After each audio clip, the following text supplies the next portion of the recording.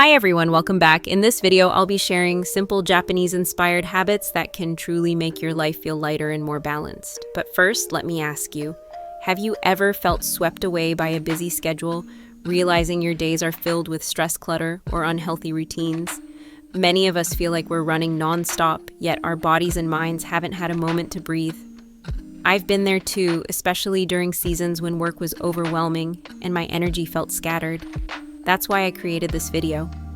My hope is to guide you toward healthier, calmer, and more mindful living through habits that are gentle, practical, and backed by real benefits. These small lifestyle choices have helped me restore balance, improve my well-being, and bring more peace into my daily life, and I know they can help you too. So make sure you stay until the end, leave a comment to share your experience, and don't forget to follow and subscribe for more tips that bring ease, joy, and simplicity into your everyday routine.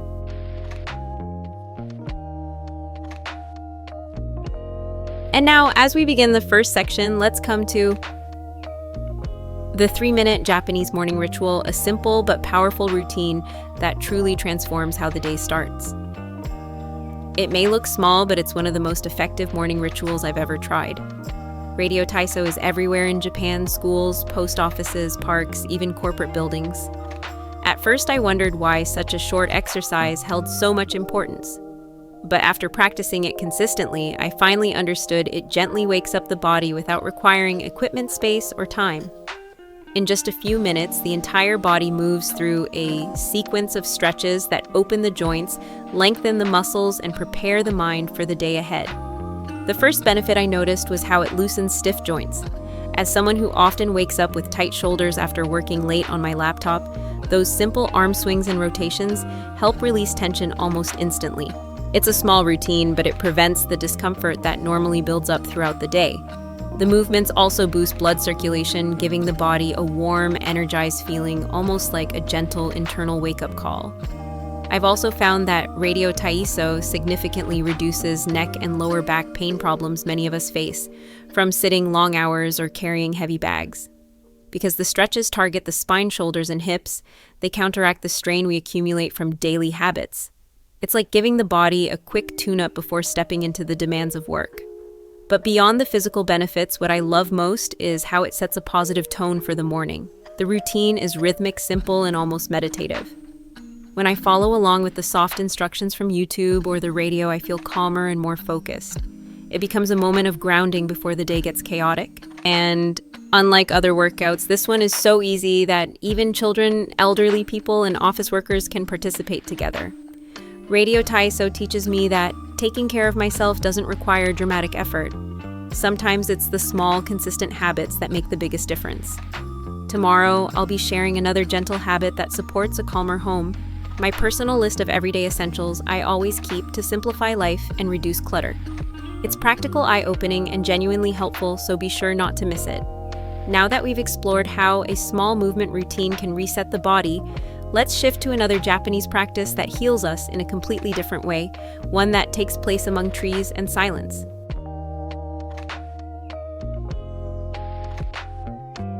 Next, we gently shift into the healing power of forest bathing. Although many people think it simply means walking through the woods, it is actually a well-researched therapeutic method that reconnects the body and mind with nature's rhythms. What makes forest bathing so special is the presence of phytoncides, natural compounds released by trees. These invisible particles have a measurable effect on our bodies. The most immediate change is a reduction in cortisol, the hormone responsible for stress. I still remember my first intentional forest walk. Within minutes, the tightness in my shoulders softened, and my breathing slowed on its own, as if the trees were silently coaching my body to relax. Another benefit I've come to appreciate is how it gently lowers blood pressure. On days when work feels overwhelming or my thoughts become too noisy, being surrounded by greenery brings a sense of calm that no screen or indoor routine can replicate. It's as if nature absorbs the tension I didn't realize I was carrying. Emotionally, forest bathing lifts the mood in a way that feels natural and effortless. I often go during difficult weeks, and without fail, I leave with a clearer mind and a softened heart. This practice also boosts the activity of NK cells, our body's natural defenders against illness. Knowing that something as simple as spending time among trees can strengthen the immune system makes the habit even more meaningful. The best part is that you don't need a deep forest to experience these benefits. A quiet park, a tree-lined walkway, or even a small garden can offer the same healing effect. Just 20 to 30 minutes is enough to reset the body and steady the mind. From caring for the body through nature, let's move to a gentle food philosophy that has shaped the health and longevity of generations in Japan.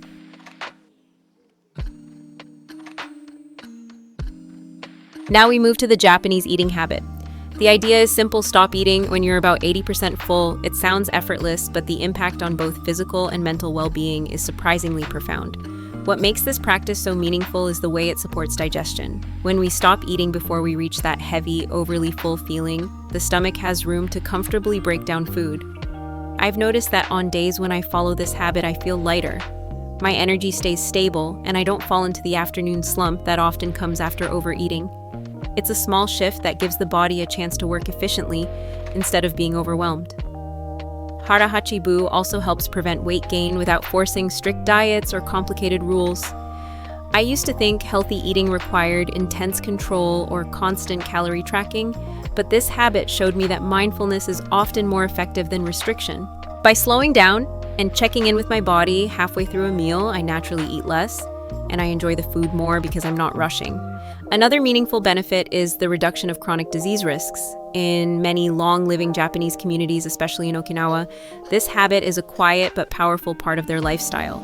Eating slightly less lowers inflammation, stabilizes blood sugar, and reduces strain on the organs.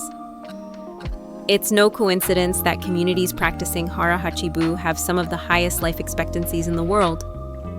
What I love most is that it doesn't feel like dieting.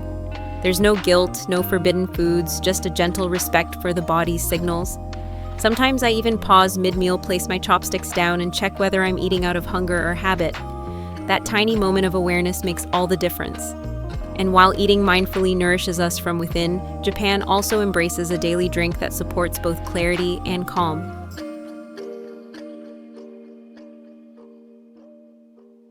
Up next, we come to the daily Japanese tea ritual. Green tea is one of the simplest Japanese habits I've adopted, yet it has quietly improved my well-being in ways I never expected. In Japan, green tea is far more common than matcha in daily life. It's served in homes, offices, convenience stores, and even during casual family gatherings. Over time, I realized it's not just a drink, it's a small ritual that supports both the body and the mind. What makes green tea so powerful is its richness in antioxidants, especially EGCG. I first started drinking it to help with bloating and digestion, but I soon noticed a gentle, steady boost in energy that felt different from coffee. Instead of spikes and crashes, green tea brings a calm alertness. It's the kind of clarity that helps me stay focused at work without feeling overstimulated. Many Japanese women I've met keep a thermos of warm tea beside them throughout the day, sipping slowly as they work. One of the benefits I appreciate most is its role in weight management. Green tea naturally supports fat metabolism, and when combined with daily movement like a short walk after meals, it becomes even more effective. For me, replacing sugary drinks with unsweetened tea was a small change, but it made a noticeable difference. The Japanese rarely add sugar to their tea, and this habit alone reduces a significant amount of empty calories many of us consume without realizing. Its impact on blood sugar and inflammation is also remarkable. Green tea helps stabilize glucose levels, which means fewer energy crashes and less stress on the body. Over time, this supports heart health and reduces chronic inflammation.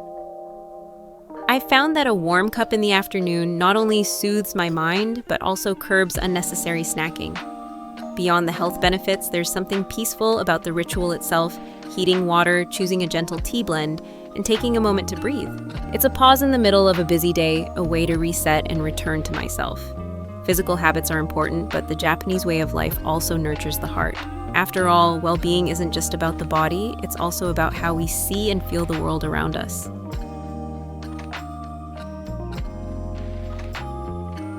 Now we arrive at cherishing the present softens.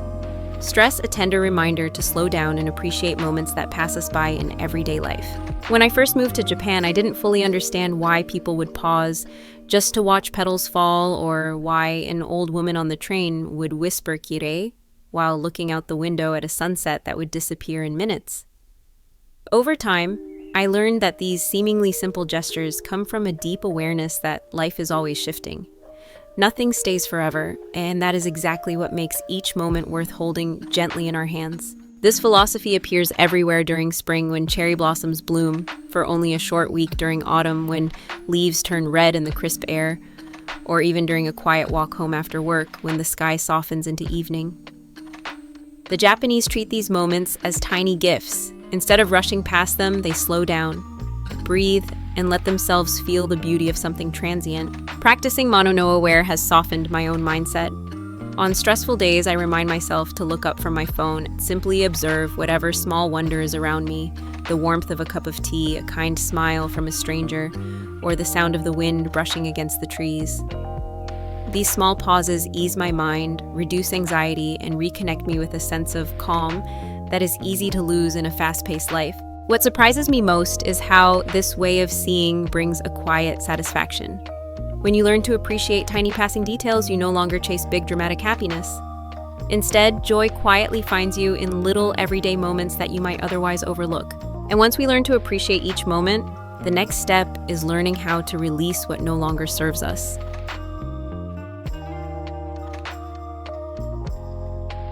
As we continue, let's explore letting go for a better life, a philosophy that lightens both our homes and our hearts through thoughtful release. It's simple, almost deceptively so. Refuse what you don't need, remove what weighs you down, and detach from things that no longer serve you. Yet behind these 3 steps lies a surprisingly powerful way to protect both your home and your peace of mind. I first encountered Danshari when I visited a friend in Osaka. Her home was bright, airy, and calm, not because it was large, but because everything inside had a purpose. She told me that in Japan, many people regularly let go of items they haven't used in 6 months. If something no longer supports their well-being, it quietly leaves the house. Only the things that truly make life smoother, lighter, or happier remain. After hearing that, I went home and opened my closet. It was overflowing with clothes I kept just in case. Letting them go felt like removing a weight from my chest. But Danshari doesn't stop with objects. The deeper, more meaningful practice happens in our inner world. Japanese women often talk about declining unnecessary social obligations, events they attend only out of guilt or habit. They choose fewer, more meaningful connections instead. They also intentionally limit exposure to negative news or gossip, knowing how easily it can cloud the mind. I adopted this habit too, and I noticed my mental clarity improving almost immediately. Real-life examples of Danshari are everywhere in Japan. Some families even have a throw-out day once a month. They gather old clothes, unneeded kitchenware, and broken items, then bring them to community collection points. In offices, it's common for employees to clean their desks every Friday.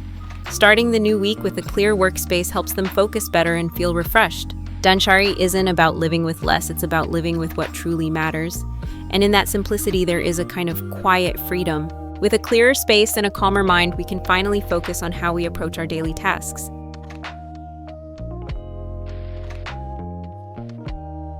Next, we turn to Shokunin Kishitsu. Doing small things well. It simply means doing your work with devotion and precision, no matter how small the task may seem. But living in Japan for a while made me realize this isn't just a work ethic, it's a way of caring for life itself. In professional settings, this mindset shows up everywhere. Japanese workers often standardize every step of their tasks, from how they prepare materials to how they check the final product. It's not unusual for someone to repeat a routine many times just to ensure consistency. What impressed me most was how they focus on the process rather than rushing toward the result. I once watched a colleague fold hundreds of napkins for a small cafe event. She didn't hurry, didn't cut corners. Instead, she treated the task like a calming ritual, and somehow that energy made the whole room feel peaceful. At home, Shokunin Kishitsu becomes even more personal. Many Japanese women treat household chores as a quiet way of taking care of themselves and their space. Folding clothes is not a quick, careless movement, it's a moment of mindfulness. Washing dishes is done so thoroughly that the plates shine like a mirror.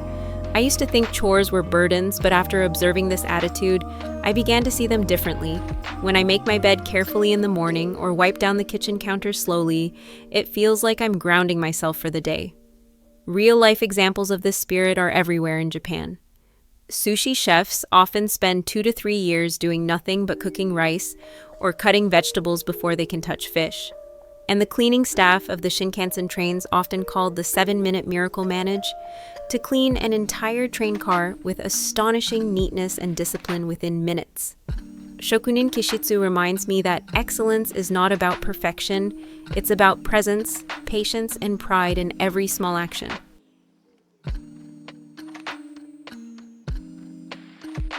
Finally, we come to Mottainai, valuing every resource, a gentle philosophy that encourages gratitude for everything we use and everything we receive.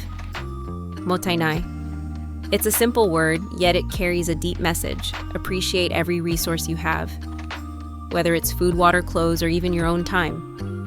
In the kitchen, Mottainai becomes very practical. Many Japanese families use every part of vegetables, the stems, the leaves, even the peels to make soups or pickles. Nothing is seen as leftover unless it truly cannot be used. I remember the first time I watched an elderly woman prepare daikon. She used the root for stew, the leaves for a quick stir-fry, and the peel to add flavor to miso soup. Her kitchen smelled warm and comforting, and she told me smiling food tastes better when nothing goes to waste. Since then, I've felt a quiet joy whenever I turn scraps into something nourishing. This philosophy also shapes how people consume. Instead of throwing out old clothes, many households cut them into cleaning clothes. When an appliance breaks, they try repairing it before thinking of buying a new one. And if something is still in good condition but no longer needed, it often finds a second life in Japan's famous recycle shops, places like Hard Off or Book Off. I've bought beautiful ceramic bowls and nearly new handbags there, each with a story that continues through its next owner. Even children learn this mindset early on. In Japanese preschools, teachers encourage students to eat, completely leave nothing behind. It's not strict, it's about teaching gratitude for the food grown prepared and shared. Mottainai has softened the way I live. It's a reminder that respecting resources also means respecting the effort, time, and care behind them.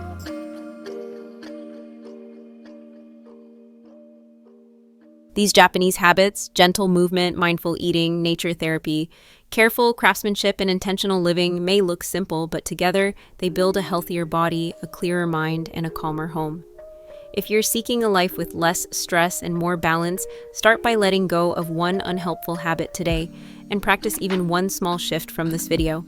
If you want to take the next step, I've made a separate video about the essential items I always keep at home to stay organized and live more lightly, and you truly shouldn't skip it. It's filled with practical insights that can transform your daily routine. If you found this helpful, please like, share, and subscribe. Someone you love may need these gentle, life-changing tips too.